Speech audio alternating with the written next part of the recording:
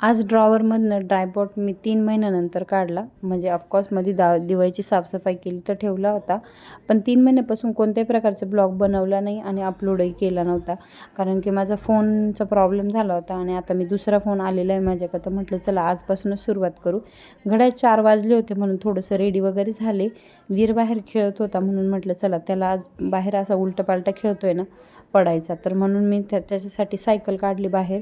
आणि तो स्वतः आज कालपर्यंत त्यांनी पॅन्डल नव्हता फिरवत, पण आज तो स्वतः सायकलचं पॅन्डल फिरवत होता. अचानक कसं काय बदल झाला कळालं नाही, पण ठीक आहे चांगलं आहे. मग म्हटलं चला आता तो त्याच्या नादात खेळतोय तर मग थोडी रांगोळी काढू. रांगोळी काढायला घेतली, पण वीरचं मध्ये मध्ये मध्ये मध्ये मला त्रास देणं चाललंच होतं.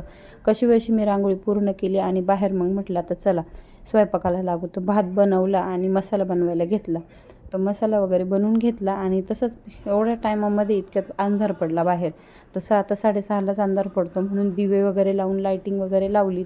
आणि बघा वीर असं साईडलाच बसला होता की मम्मा कधी बाजूला जाईल, मी रांगोळी पुसल.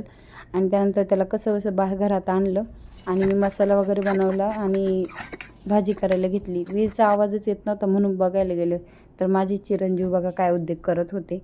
मग त्याला घेतला आणि फेसवॉश वगैरे केला आणि टी व्हीजवळ बसून दिलं आणि मग मी स्वयंपाकाला लागले. भाजीच झालीच होती, सोबत मग मी पोळ्या बनवायला घेतला.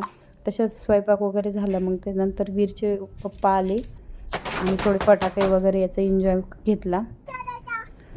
असा होता आज आमचा दिवस. Thank you for watching.